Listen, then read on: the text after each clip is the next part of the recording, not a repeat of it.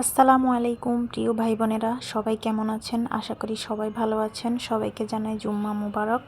আজকে জুম্মার দিনে আমি রান্না করছি চিংড়ি বোনা। আজকে টমেটো দিয়ে চিংড়ি বোনা করব। প্রথমে আমি চিংড়িগুলোকে হলুদ লবণ মেখে রেখে দিয়েছি। এরপর আমি চিংড়িগুলোকে হালকা করে একটু ভেজে নিব।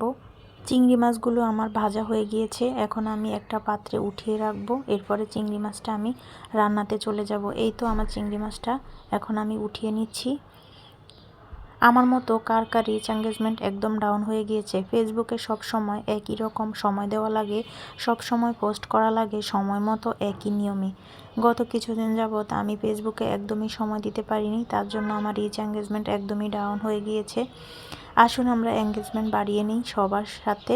আমরা প্রত্যেকের পোস্টে গিয়ে একটা করে সুন্দর গঠনমূলক কমেন্ট করব এবং সাথে 5টা রিপ্লে কমেন্ট, 10টা রিয়াকশন দিয়ে আসবো। অবশ্যই আমাদের রিচ এঙ্গেজমেন্ট বেড়ে যাবে।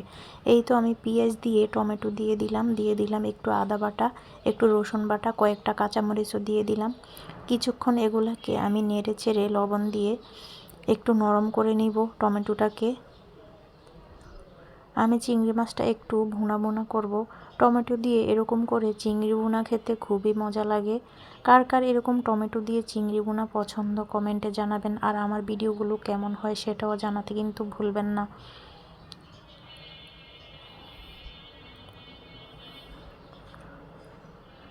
দিয়ে দিলাম একটা তেজপাতা।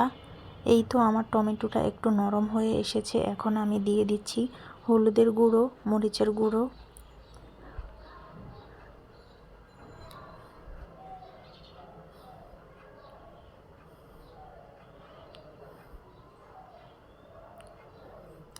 এরপরে চিংড়ি মাছগুলো দিয়ে কিছুক্ষণ নেড়ে চেড়ে আমি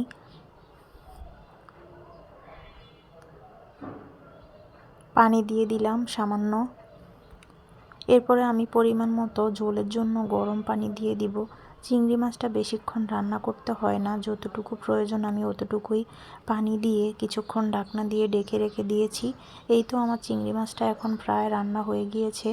এখন আমি ধনিয়া পাতা দিয়ে চিংড়ি মাছটা কিছুক্ষণ দমে রেখে চুলা থেকে নামিয়ে নিব।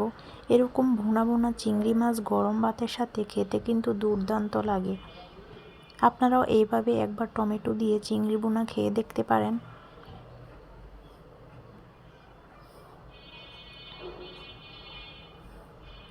আর শীতকালীন যে কোনো কিছু রান্না করলে ধনিয়া পাতা দিতে তো আমার কাছে খুবই ভালো লাগে। ধনিয়া পাতার একটা অন্যরকম ফ্লেভার আসে, খুবই মজা হয় খেতে। এই তো আমার চিংড়িটা রান্না কমপ্লিট হয়ে গিয়েছে। কেমন হয়েছে জানাবেন। আর ভিডিওটি ভালো লাগলে লাইক কমেন্ট শেয়ার করে পাশে থাকবেন। আর সবাই সবার পাশে থাকবেন। আল্লাহ হাফেজ।